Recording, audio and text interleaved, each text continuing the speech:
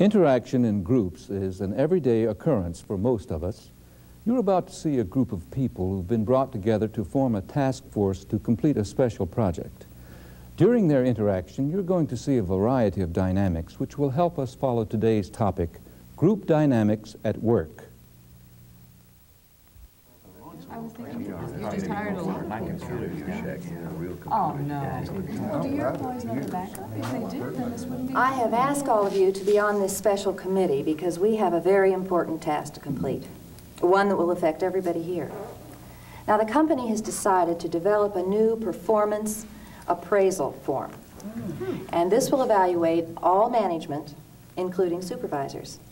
And since all of you are involved in management, I thought I'd ask your help on this. I think by collaborating, we can come up with much better results than if personnel would try doing it alone. We've been waiting a long time for a new form. The one we got now is a real pain. I never felt it was adequate when I was being evaluated as a supervisor, and I think even less of it now that I'm a manager. But, Ms. Hull, how long do you think this is going to take? Are we going to finish it today? Oh, heavens no. I think it'll take several meetings before we can come up with something that we all can agree on. Well, I'd like to make one request, that we keep our meeting time at an hour-and-a-half max. My sector's really busy this time of year. And That's really fine, Frank. Is that all right with the rest of you? Absolutely, that'd be great. Okay. Yeah. Now, I don't think all of you know each other. So before we start, why don't we go around the room and introduce ourselves and give us some of your management experience, and both with this company and with any other company you've been with. Okay. Okay? How about start? Paul Davis, I worked at DL.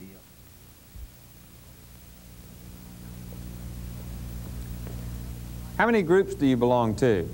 Some of you might say none. Others of you may be able to think of only a few. But you're probably overlooking many important informal groups. As a supervisor, you may be part of the management team, a newcomer of a departmental crew, plus a newcomer to a work-related friendship group, and possibly even captain of the company bowling team.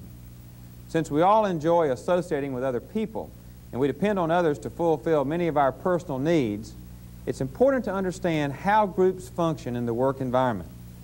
The fact is, the combined efforts of a group can greatly surpass in results the efforts of isolated individuals.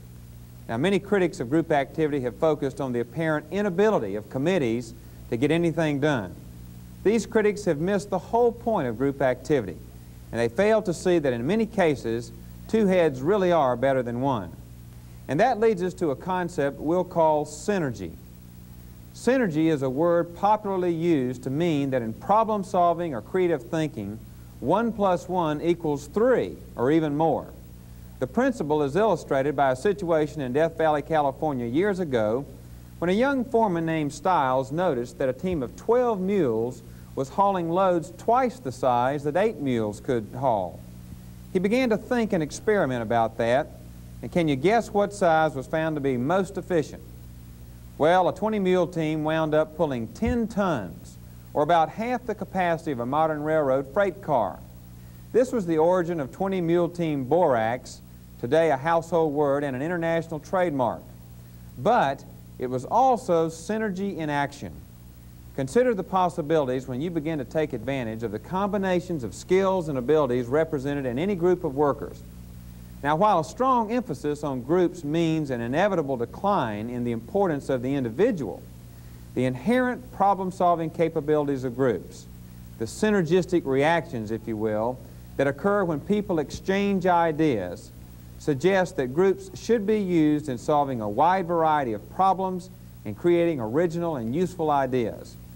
For years, our Japanese neighbors have known the wisdom of using groups, and now managers in the United States are learning from them and are gradually beginning to share the same appreciation for the value of groups and work teams. I'm sure we're all aware of the various ways groups are brought together, or in some cases thrown together. The next aspect of group dynamics is to look at just how groups grow. Groups mature just as individuals do, and they pass through recognizable stages of growth and development. As the group matures, members learn to trust and understand each other, and they are better able to tackle decision-making and problem-solving situations together. Of course, some groups never really get started. They continue to use a wasteful, individual approach to every task instead of combining their abilities and applying the principle of synergy. When groups don't mature, their members miss out on two important benefits. First, each member wastes time and money by inefficient use of personal resources. And secondly, each has missed the self-actualizing experience of working successfully with a group of other individuals. Precision teamwork, not just individual skills, is what makes softball a popular spectator sport. So, let's use a company softball game to illustrate the four-step process of group development. We'll call step one mutual acceptance. A shift supervisor is asked to be the new team's coach. He recruits his players through persuasion or threats and finally gets together enough workers to form a respectable ball club. Now, from the first day of practice, the team must begin to accept each other. Naturally, they're all a little apprehensive about their own abilities, the coach, the fans, the other players, and the implications of team membership on their jobs. These feelings of insecurity, if they persist, can spell doom to such a group. If shared, talked, and dealt with, these factors can bring the group closer together. For the moment, let's just assume that as time passed, the team learns to trust each other and communicate openly among themselves. The second step then involves decision-making. As the team discovers each player's skills and the individual points of views about the game, they begin to work out team strategies, making their jobs easier on the ball field. As they work together in practice sessions and in actual competition, they learn each other's quirks and strong points. In many cases, the whole team will join in formulating some new strategy or system that helps them all perform more efficiently and win more games. They make or accept decisions about positions, batting order, uniforms, which really aren't that different from the decisions made by a work team and a supervisor at work. Now, step three is motivation. As a group matures, its members' motivation will change individual perspectives to a group viewpoint. In the coach's first encounter with his team, he saw a group of nervous, hopeful individuals all ready to use the group to meet their individual goals. They learned to pour efforts into solidarity and teamwork. They cooperated with each other, encouraged everyone to shine in his or her special area of skill, and achieved a rewarding result while satisfying individual needs. Now, the last step in the growth of a group is that of control. In the early days of the team, the coach had to be tough to all his players to keep them in line. He told them what to do, how to hold the bat, how to hit the ball, when to do it, and what would happen to them if they didn't do it right. At this point, they were externally controlled rather than applying internal discipline among themselves. As the individual members began to form a tightly knit group, the group itself assumed control functions. They agreed on themselves on rules and regulations designed to keep them performing successfully and yet protect the right of the individual members. The group now controls themselves for the benefit of the group, not just the coach. And that's the real payoff. After the stages of mutual acceptance, decision-making, motivation, and control, the mature group tends to be self-regulating, self-motivating, and self-directing.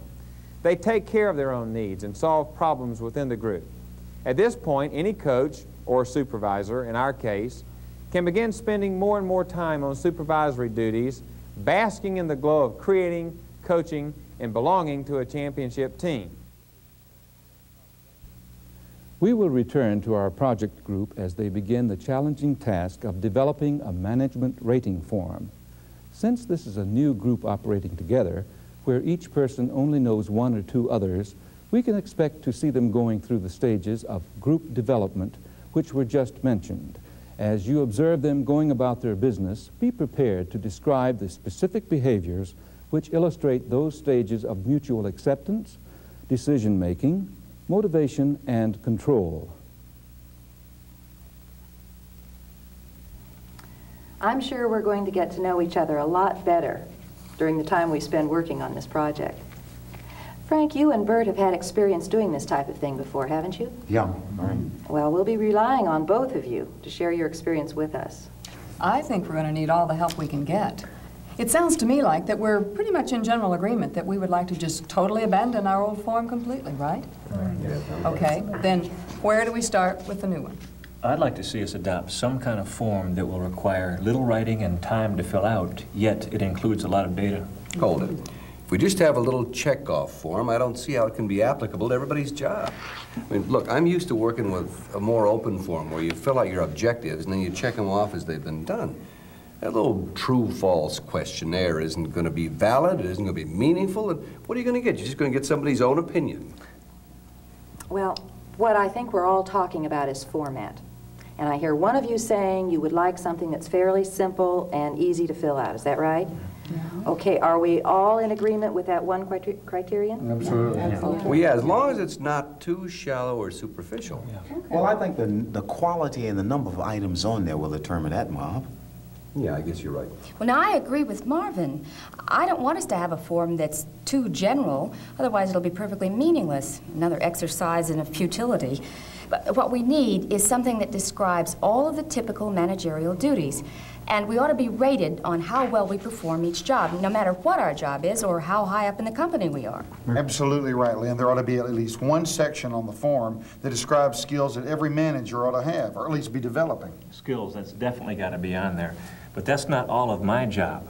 I expect we all want to know how well we're coming across on personal qualities as well. Well, I can go along with that. It's those personal qualities that determine whether I get my job done or not, no matter how skilled I am. Yeah, but we're not judging folks on any personality contest. Of course not, Paul. You probably think it's getting to sound personal and subjective, and this should be job-related. But I don't know. It seems to me I've seen many a sharp, skilled manager fail in getting the job done because they just didn't have some basic, important personal qualities to carry the job off. I think it has to be included. I think he's got a point there, Paul. Personally, I'd like some feedback on how I'm coming across to people. I mean, other than my basic job skills. Well, okay, well, when you put it that way, Well, it's... I'm curious to find out how the rest of you feel about including personal qualities in our format. All those in favor? Sure. No. I still think we ought to stick with how well a manager is getting his job done. I mean, personally, I don't really care if I'm voted Mr. Nice Guy of the Year. I want to know if I'm getting my job done.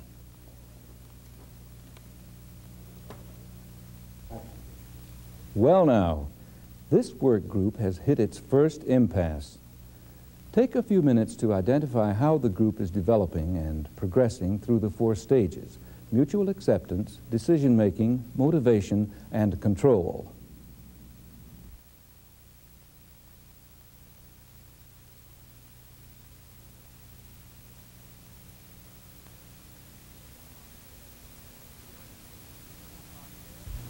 During a group's maturing process, you'll see many interesting dynamics taking place. One is concerned with some basic roles which inevitably emerge as the members jockey for position in the group. The first role is that of leader. Groups always choose one or more leaders, but the appointed foreman, for example, may not be the employee who really has the most influence over other workers. In other words, the group's actual leader may not occupy the official leadership position. Formal leaders, like supervisors, usually have the authority to discipline or fire members of their own work groups. But informal leaders gain status through consensus of the group members. They work to help the group meet the needs through cooperation and mediation. The informal group leader knows the values and needs of the group and uses whatever means are available to see that those values are upheld and the needs of the group members are met. Supervisors should learn to recognize who the real leaders are in any work group. The formal leader may have the last word, but the informal leader may have the last say. As a group begins to gain maturity, a status system develops within it, and from this we get the role of status seeker in the group. Members try to move up the status ladder in various ways. Most groups do contain status hierarchies clearly perceived by the members. For example, in grocery stores, stockers have more status than sackers, but checkers enjoy even more status than either. To gain in personal esteem and prestige within a work group, an employee may seek to graduate, so to speak, from stocker to checker and gain in group status. Now, if supervisors are to cope effectively with human relations problems on the job, they must recognize these individual status systems which exist within the group and understand why group members relate to each other in particular ways. And, of course, there's the role of follower. You couldn't have a functioning group without followers. Does anyone like to be considered a follower instead of a leader?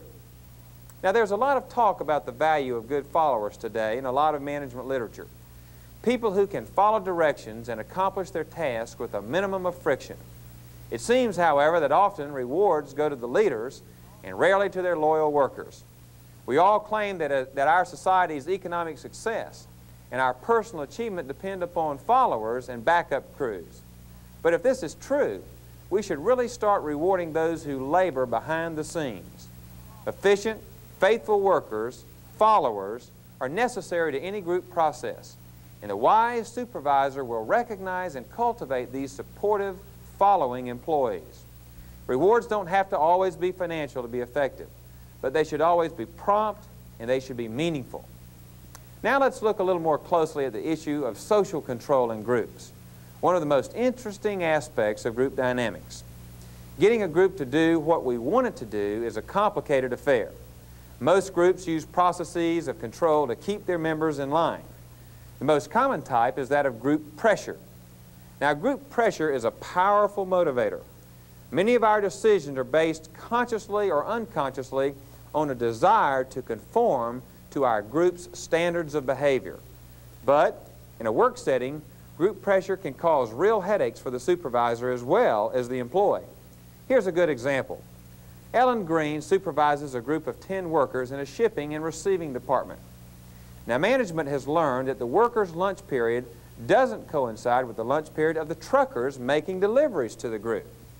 Now, since the store employees break for lunch from noon to 1 o'clock, and the truckers break from 1 to 2 p.m., the shipping and receiving department is effectively closed for 2 hours each day instead of just 1, as management would like for it to be. Ellen's group is told to begin having lunch from 1 to 2 to allow more efficient operations of the department. Now, when Ellen breaks the word to her workers, you can imagine the grumbling that begins. We've always had lunch at 12 o'clock. Why don't the truckers change their lunch period? We won't be able to last another hour without lunch. Ellen lets the employees know that the decision is final. Starting today, they'll need to break for lunch at 1 o'clock. Havoc reigns the rest of the morning. Most of the workers don't even concentrate on their jobs thinking about lunch. Instead, Ellen finds them talking in tight little groups that fall silent as soon as she walks by. As 12 o'clock approaches, every worker except one becomes more and more fidgety. At noon, work virtually ceases. The lone worker who has been doing his job all along is unloading a huge shipment all by himself. None of the others makes a move to help. About 12:30, 9 unhappy workers get together, break out their lunch sacks, and start eating. The 10th is still unloading crates. The group seems a little hostile towards him and indulges in harsh talk about rate breaker and the supervisor's boy. When Ellen gets back from a meeting at 1:30, she sees all the workers breaking for lunch and assumes that they've accepted the decision, going right along, being good followers. When they all return to work at 2 o'clock, she still doesn't even know that she has a problem. Throughout the week, the one employee, the good follower who has accepted the new lunch hour, is excluded more and more from the work group. The other workers begin to shun him, and he becomes more and more unhappy with the situation. Ellen, too, begins to sense some tension is in the air. Finally, she calls a meeting with the workers to determine the problem. 9 are totally uncommunicative. The 10th tries to tell Ellen that all the workers are unhappy with the new lunch hour. Now, as he speaks, the other workers begin to talk among themselves and pay no attention to him. Can you guess what's happened? Well, the 10th worker's grown so unhappy at being left out of the rest of the group that he's finally decided to join them in opposing the new rule. Presented with a unified group of dissatisfied employees, Ellen negotiates with management to compromise with a 12:30 to 1:30 lunch schedule. Is everyone happy now? Well, 9 workers and Ellen are happy, but how about that 10th worker? He's got some hard work ahead of him to be reinstated by the group, since he insisted on opposing them at first and following management's directives. The power of social approval or disapproval should never be underestimated by the astute supervisor. Above all, people need to feel accepted by their own group, and winning group approval encourages members to follow the rules. We now return to our committee to see how the group handles the disagreement with Marvin. Be prepared to identify which individuals adopt the roles of leader, status seeker, and follower. You know, Mom, I share the same concern as you, is not wanting to see this forum degenerate into some type of popularity ratings, you know? But you know, at the same time, when I'm evaluating my supervisors, very often I find that I want to give them some type of specific feedback on certain aspects of their personal behavior, you know? You got a good point there, Frank. There's been many times I wanted to let someone know they've got a particularly effective personality. But it's hard when you're talking strictly about job duties or objectives. And that may be all right when you're talking about non-management personnel, but I think that a body's personal behavior tends to get more and more important as you move up in the organization. You know, begin to work with more folks in the company than your own work group. Yeah, that begins to make a lot more sense to me. Marv, you have raised some pretty important issues here. Why don't we take a look at a format that I've been thinking about ever since you mentioned easy to fill out? What do you think of this approach? We could start out with section number 1, basic managerial skills. Then underneath, we could list all the skills that we come up with here. And then next to each one, we could indicate by a point system what each of these skills were worth. Then perhaps we could do section 2, manager's personality skills and his ability to use them. Underneath there, give those their points. You know, that looks easy enough to fill out. In other words, all we'd have to do to find out a person's rating is just add up the individual scores under each item for a total. You know, this makes a lot of sense. Oh, and I like to quantify things. Maybe that's why I'm an accountant. And you're damn good at it, too. You know, I was thinking that if there are points assigned for each skill, then we could determine a different number of points for each item to be worth. The more important the skill, for instance, the more points we could give it. No law says that each skill should have to be worth the same points. What do you think? That's not a bad idea. Well, you know, I'm beginning to see another job ahead of us. After we complete this form and all the entries on it, we'll need a scale showing what number of points correspond to what kind of performance rating. Well, like how many points would be considered exceptional, good, average, etc. There he goes ahead of us again. You're right, Paul, but let's tackle one task at a time, okay? Yeah, but this is all helpful, though, because now I'm beginning to see where we're going with this thing. You know, I've been thinking about what kind of things we could put under the managerial skills, so could we get on with this? I'm sorry, I've got to get back soon. I've got another meeting. That sounds good, Lynn. I hadn't expected to get this far today. So if all of you would like to tackle the skills section, I think we could be finished here in about 10 minutes. Well, what we can do, we can brainstorm each item and put it up there so we can look at it. Good, good. I'll start. How about, general business knowledge? Wait a minute. How do you judge that? No evaluating our questions until we finish the list. That's the rules of brainstorming. Okay, I think technical knowledge should definitely be up there. Okay, and knowledge about the company. And political sense, how to function in the system, if you know what I mean. And any manager needs good communication skills. And we got to include 2 very important ones. That's organizing and planning skills. Self-confidence. Self-confidence is important to any good manager.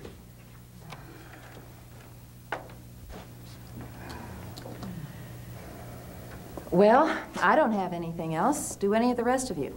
No, not right now, anyway. Well, now, what we should do now is look at each item and discuss it, and then we can tell how we can apply it. Wait a minute. I hate to say this, Marv, but that last item, self-confidence, it's certainly important, but I wouldn't call it a skill. Well, then what do you call it? Well, it's more like a quality or an attitude. Gotcha, Marv. All right, let's not be too hard on Marv. Hey, we're wasting time. Let's finish here. We shouldn't put anyone down for their contributions. Everyone's ideas are very valuable. Now, I think self-confidence can come under the next section, okay? Yeah. Sorry, Mark. Yeah. Okay, sorry about that. Okay. Now, what we have here is a list of 7 items. Does everyone think that's enough? Yeah, sure. For now, anyway. You know what I think we should do, though, is I think we should take these back and think about them and then see if maybe there's anything we want to add later. That's a good idea, Mary. Also, for our next meeting, what I'd like you all to be thinking about would be what qualities we would list in our next section. And then we'll start out where we left off. Marv's already got an item ready, right, Bud? All right.